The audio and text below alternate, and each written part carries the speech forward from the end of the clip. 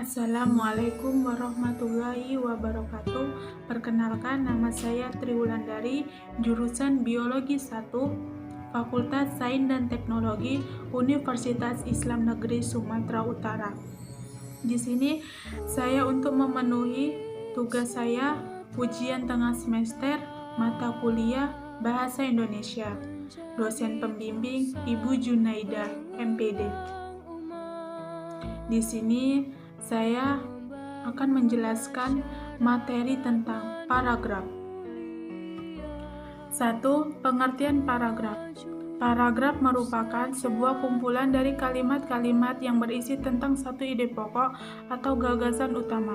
Sebuah paragraf yang baik akan memberikan bantuan pembaca serta penulis dalam membuat artikel yang baik serta memperbaikinya tanpa adanya sebuah keteraturan dalam menyampaikan ide atau gagasan. Dalam paragraf, sebuah artikel atau karya tulis akan membantu tulisan yang Anda buat tidak terasa akan membingungkan pembaca dan bahkan penulisannya untuk tetap mengembangkan artikelnya. Definisi yang lainnya, paragraf merupakan penyusun dari semua artikel atau karya tulis. Banyak pelajar yang menganggap bahwa pengertian paragraf mempunyai batasan dalam panjang kalimat, yakni paragraf merupakan kelompok kalimat yang sedikitnya terdiri atas 5 kalimat, dan bahkan ada yang mengartikan paragraf sebagai setengah dari halaman. Dalam Lunsford dan Connor dijelaskan bahwa paragraf adalah sebuah kumpulan kalimat atau group of sentences atau satu kalimat yang membentuk sebuah unit. Panjang dan tampilan sebuah bagian dari karya tulis ilmiah bukanlah kriteria dari sebuah paragraf.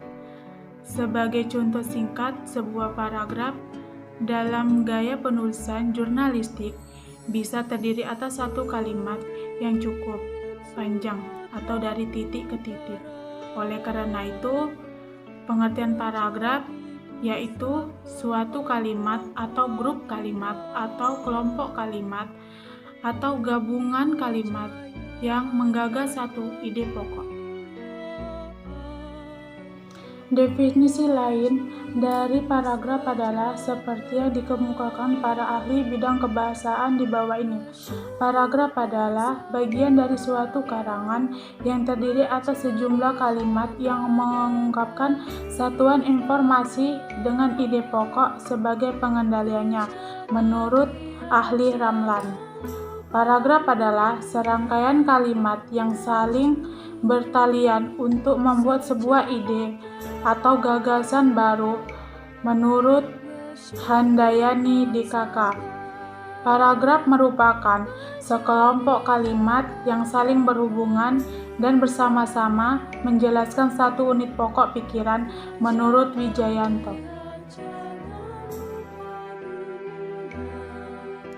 2. Unsur paragraf. 1. Topik atau gagasan utama. Topik atau gagasan utama yaitu unsur yang paling penting karena unsur inilah yang menjadi jiwa atau isi dari keseluruhan paragraf.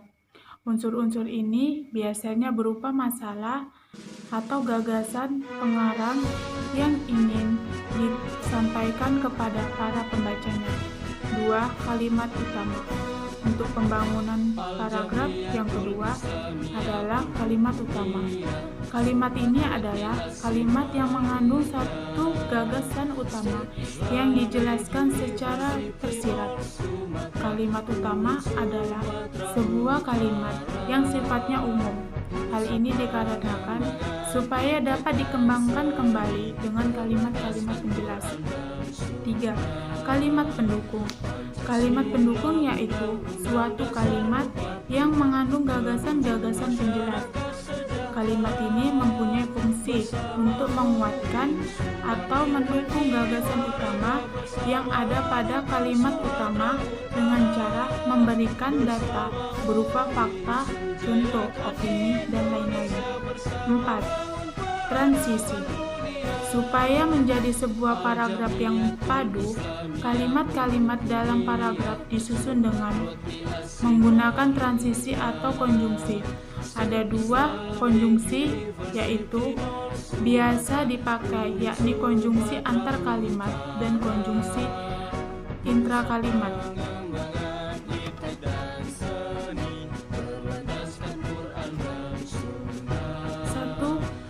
Konjungsi intrakalimat, kata sambung yang menghubungkan antar induk kalimat dan anak kalimat. Perbedaan konjungsi intrakalimat, yaitu kata sambung yang menghubungkan antar induk kalimat dan anak kalimat. Contohnya yaitu dan, tetapi, karena, agar, dan lain sebagainya. Sedangkan konjungsi antar kalimat yaitu sebuah konjungsi yang menghubungkan antar kalimat-kalimat yang ada di dalam paragraf. Contohnya yaitu, lagi pula, oleh karena itu, terlebih lagi, namun, di samping itu, dan lain-lain. 5. Penegas. Unsur yang terakhir yaitu penegas. Unsur ini tidak terlalu penting di dalam sebuah paragraf, karena tidak semua paragraf mempunyai penegas. Fungsi dari penegas ini yaitu untuk menambah daya tarik sebuah paragraf, menghindari kebosanan saat membaca, dan sebagai penegas atau pengulang gagasan utama. 3. Syarat paragraf. Paragraf memiliki 3 syarat. Paragraf yang baik merupakan paragraf yang dapat menyampaikan pikiran dengan baik kepada pembaca. Adapun syarat dari paragraf yakni harus mempunyai syarat-syarat sebagai berikut. 1. Kesatuan. Yang dimaksud kesatuan yakni suatu paragraf harus dibangun dengan satu pikiran yang jelas. Satu pikiran tersebut diuraikan ke dalam bentuk pikiran pokok dan beberapa pikiran jelas. Hubungan pikiran yang satu dengan pikiran yang lainnya menandakan bahwa paragraf tersebut sudah mempunyai kesatuan. 2. Kepaduan. Kepaduan terwujud dari hubungan kompak antara kalimat membentuk paragraf. Kepaduan yang baik terjadi jika hubungan timbal balik antar kalimat wajar dan mudah dipahami. Ada beberapa contoh supaya paragraf mempunyai kepaduan yang kompak, yakni dengan memakai kata ganti, kata penghubung, serta perincian dan urutan detail. 3. Kalangan. Suatu paragraf dikatakan lengkap jika berisi kalimat-kalimat penjelas yang cukup untuk menjunjung kalimat. Fungsi paragraf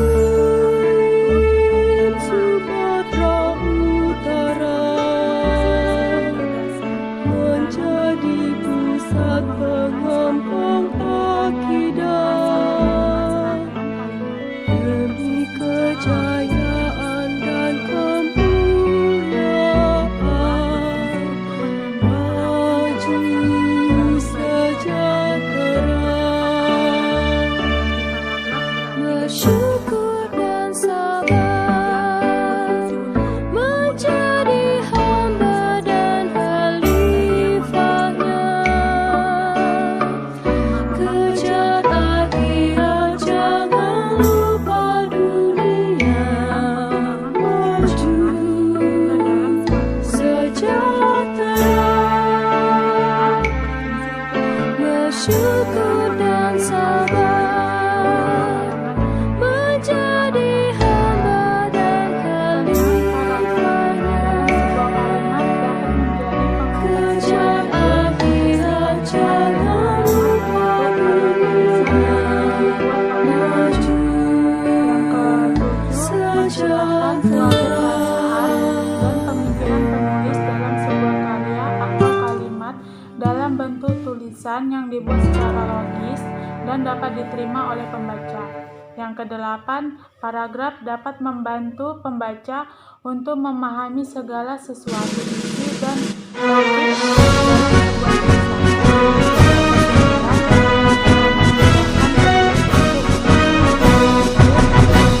Al-Jamiatul Islamiyah Ul-Hukumiyah Sumatroti As-Simaliyah State Islamic University North Sumatra UIN Sumatera Utara Pusat pengembangan iptek dan seni berlandaskan Quran dan Sunnah Pancasila Undang-Undang Dasar 45 menuju masyarakat sejahtera bersama UIN membangkitkan jiwa raga bersama harumkan Sumatera Utara bersama UIN sujayakan Indonesia bersama bangun peradaban dunia Al-Jamiatul Islamiyah Ul-Hukumiyah Sumatroti As-Simaliyah State Islamic University North Sumatra UIN Sumatera Utara Pusat pengembangan iptek dan seni berlandaskan Quran dan Sunnah Pancasila Undang-Undang Dasar 45 menuju masyarakat sejahtera bersama UIN membangkitkan jiwa raga bersama harumkan Sumatera Utara bersama UIN sujayakan Indonesia bersama bangun peradaban dunia. Topik paragraf memang bukan kumpulan dari kalimat topik, tetapi paragraf di sini berisi beberapa kalimat penjelas dan hanya satu kalimat topik. 1. Bertakuk atau letaknya agak dalaman ke dalam 5 ketukan spasi untuk jenis karangan yang biasa. Yang kedua, paragraf menggunakan pikiran utama yang dinyatakan dalam kalimat topik. Yang ketiga, kalimat topik dan selebihnya adalah kalimat pengembangan sebuah fungsi penjelas, menguraikan ataupun menerangkan pikiran utama yang terdapat dalam kalimat topik. Yang keempat, paragraf menggunakan pikiran penjelas yang dinyatakan dalam kalimat penjelas. Jenis-jenis paragraf. Jenis paragraf terbagi menjadi 3. Jenis paragraf berdasarkan fungsi.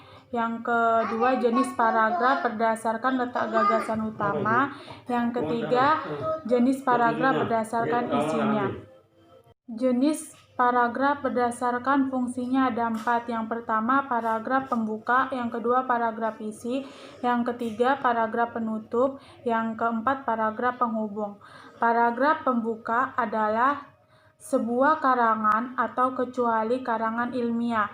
Paragraf pembuka umumnya ditulis untuk memancing rasa pengetahuan pembaca terhadap isi artikel secara keseluruhan.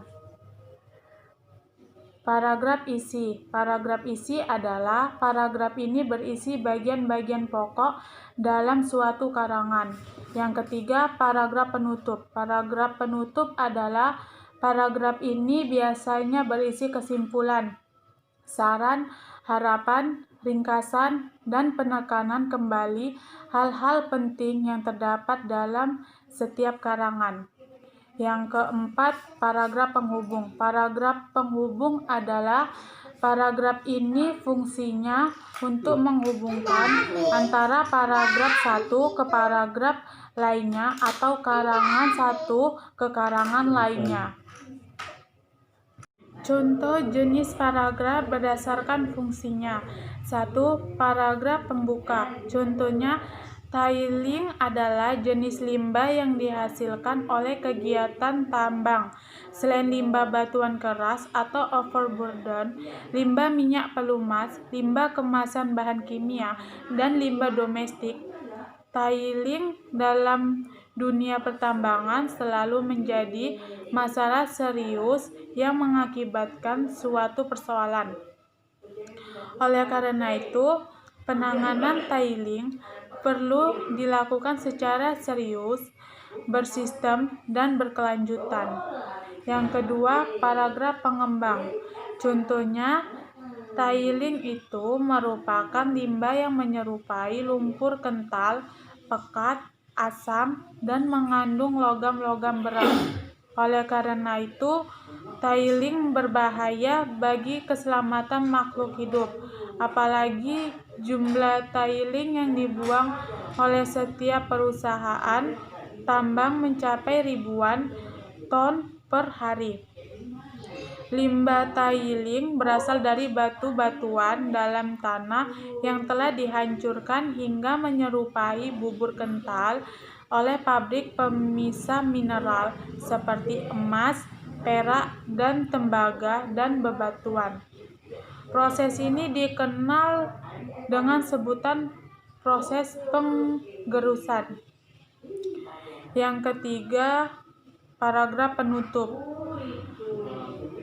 Contohnya, Raya setiap harinya disebutkan membuang 2.000 ton tailingnya ke Tuluk Buyat.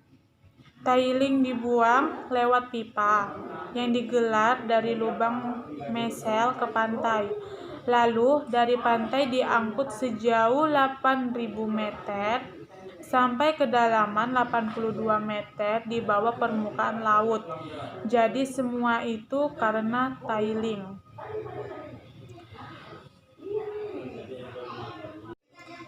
4. Paragraf isi. Mengapa tulisan saya sering tidak selesai ya? Kesulitannya apa ya? Saya mencoba menganalisis diri dalam menulis. Nih, pertama, saya tidak pede alias tidak percaya diri kalau mengungkapkan pikiran. Terkadang saya menghindari tulisan yang dapat menimbulkan perbedaan cara pandang terhadap sesuatu hal yang bisa menimbulkan polemik. Saya khawatir mereka tidak dapat menangkap apa yang saya maksud. Dalam tulisan kita dibantu tanda baca untuk berekspresi. Berbeda dengan berbicara, kita dibantu dengan ekspresi wajah dan gestur. Terkadang ada peristiwa terjadi di sekitar saya yang menarik dan ingin sekali saya menuliskan pandangan saya, tetapi ada rasa khawatir akan komentar orang atau perbedaan cara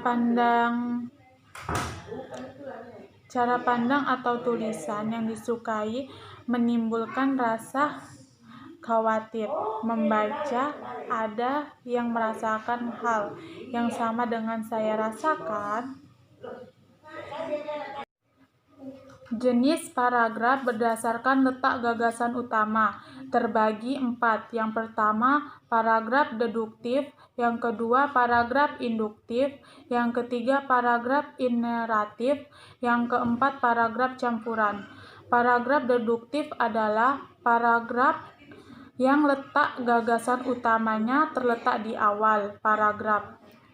Paragraf induktif adalah paragraf yang letak gagasan utamanya berada di akhir paragraf.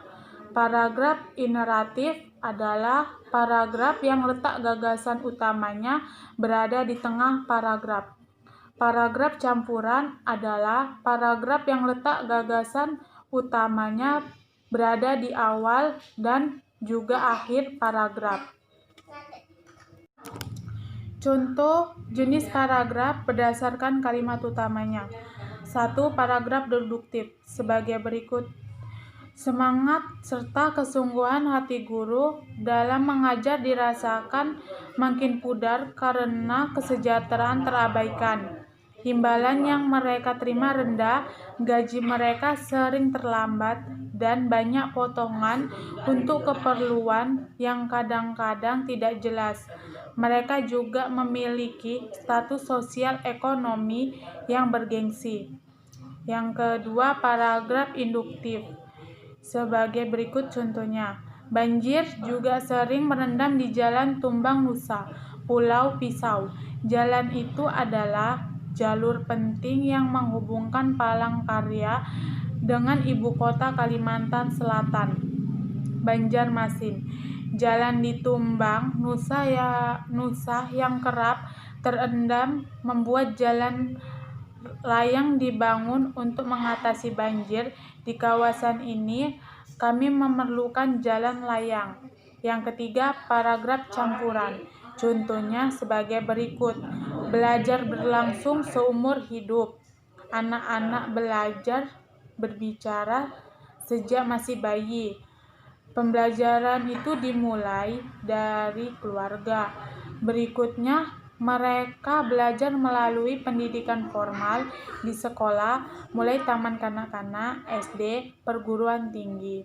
Jadi, belajar itu tidak mengenal usia. Yang keempat, paragraf ineratif. Contohnya, asupan makanan di pagi hari sangat penting. 4. Paragraf ineratif. Contohnya sebagai berikut. Asupan makanan di pagi hari sangat penting bagi tubuh, karena hal tersebut dapat membuat tubuh lebih berenergi, sehingga kita pun bisa menjalankan aktivitas sehari-hari dengan optimal. Maka itu, sarapan di waktu pagi sangatlah penting bagi tubuh kita. Adapun makanan yang meski kita santap di waktu sarapan adalah makanan yang sehat dan bergizi, serta cukup mengenyangkan perut kita. Yang kedua, contohnya, meskipun sudah kadaluarsa, kandungan bahan kimia pada obat-obatan yang kita konsumsi tidak akan pernah hilang dan justru akan menimbulkan bahaya jika obat-obatan tersebut dibuang ke sembarangan tempat. Oleh karena itu, kita sebaiknya jangan membuat obat-obatan yang kadaluarsa itu kita buang ke sembarangan tempat. Sebagai gantinya, obat-obatan yang kadaluarsa tersebut itu kembalikan lagi ke pihak apotik atau ke rumah sakit untuk mereka hancurkan. Contoh yang ketiga, lazimnya kita selalu membuang sampah ke dalam tong sampah, padahal tidak semua sampah dapat dibuang begitu saja ke dalam tong sampah. Hal itu dikarenakan ada beberapa jenis sampah yang mengandung bahan berbahaya di dalamnya, sehingga kita tidak bisa membuangnya sembarangan. Adapun beberapa jenis sampah tersebut antara lain obat-obatan, baterai, dan alat elektronik. Jenis paragraf berdasarkan isinya terbagi 5. Yang pertama, 1. Paragraf eksposisi. Yang kedua, paragraf deskripsi. Yang ketiga, paragraf persuasi. Yang keempat, paragraf argumentasi. Yang kelima, paragraf narasi. Berikut ini adalah jenis paragraf dari isinya. 1. Paragraf eksposisi. Paragraf eksposisi adalah paragraf yang isinya bertujuan untuk memberikan penjelasan atau pengertian secara singkat dan padat. Contohnya, kegiatan dalam merayakan ulang tahun TNI ke-72 tanggal 5 Oktober 2017 di lapangan Blang Padang, Banda Aceh. Semua warga Banda Aceh turut hadir menyaksikan serangkaian acara ulang tahun TNI ke-72 dengan berbagai ragam acara seperti drum band, tari saman, dan acara lainnya. Yang kedua, paragraf deskripsi. Paragraf ini adalah suatu kalimat yang memaparkan isi gambaran pada suatu keadaan atau sebuah peristiwa yang bentuk tulisan sehingga pembaca seolah-olah dapat melihat, mendengar, dan merasakan serta mengalami peristiwa tersebut. Contohnya, saat brownies coklat buatan ibuku dihidangkan untukku, wangi brownies coklatnya langsung tercium enak oleh hidung. Saat aku mencoba memakannya, bentuk dan rasa manisnya langsung membuat lidahku bergoyang. Sungguh, ibuku sangat pandai sekali membuat brownies coklat ini. Yang ketiga, paragraf persuasi. Paragraf persuasi adalah paragraf yang dimana isinya dapat mempengaruhi atau membujuk pembaca untuk tertarik dengan gagasan atau ajakan yang dibuat. Contohnya, membaca memang merupakan faktor penting dalam menguasai berbagai ilmu pengetahuan, sebab seseorang tak memiliki niat untuk membaca pasti tidak banyak memiliki tingkat pengetahuan, karena ilmu pengetahuan biasanya bersumber dari buku. Misalnya, anak yang pandai dalam pelajaran, biasanya dia akan menjadi kutu buku. Bagi siapa saja yang tidak memiliki niat untuk membaca, pasti pengetahuannya tidak luas dan terbatas. Oleh karena itu, membaca menjadi hal yang penting dan biasakanlah membaca buku. Yang keempat, paragraf argumentasi. Paragraf ini adalah suatu kalimat paragraf di mana isinya dapat meyakinkan pembaca sehingga memperoleh dan menerima gagasan dalam sebuah karya yang ditulis oleh penulis. Contohnya, membaca memang merupakan faktor penting dalam menguasai berbagai ilmu pengetahuan. Seorang penasihat hukum pasti selalu membaca buku-buku yang terkait dengan hukum, sehingga jika tidak membaca buku hukum, pasti ia akan merasakan kesulitan dan tidak tahu apa saja pasal-pasal yang tertera di buku hukum. Seorang mahasiswa tidak mau membaca buku, maka akan mengalami kesulitan dalam menjawab soal-soal dari dosen. Yang kelima, paragraf narasi. Paragraf narasi adalah paragraf ini adalah suatu kalimat paragraf di mana isinya menceritakan suatu peristiwa atau sebuah masalah, sehingga membuat pembaca menjadi terhibur atau terharu. Contohnya, beberapa hari yang lalu kami pergi ke sebuah pusat wisata yang berada di Jakarta. Kami pergi dengan 2 mobil pribadi. Mobil kami melaju cukup cepat secara beriringan dengan mobil lainnya. Perjalanan menjadi sangat menyenangkan. Semua orang lain tampak gembira.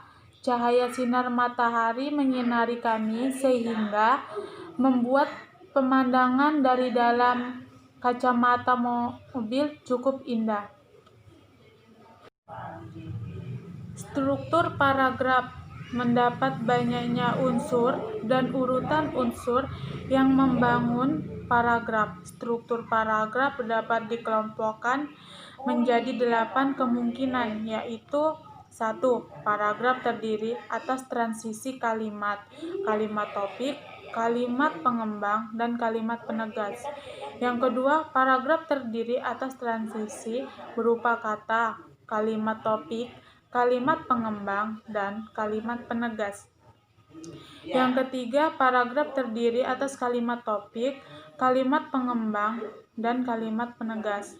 Yang keempat, paragraf terdiri atas transisi berupa kata, kalimat topik, dan kalimat pengembang.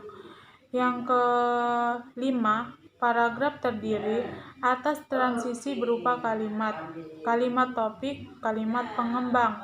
Yang keenam, paragraf terdiri atas kalimat topik dan kalimat pengembang. Yang ketujuh, paragraf terdiri atas kalimat pengembang dan kalimat topik. Kerangka paragraf. Kerangka paragraf terdiri atas 1. Gagasan utama merupakan ide, pokok pikiran yang menjadi dasar pengembang paragraf.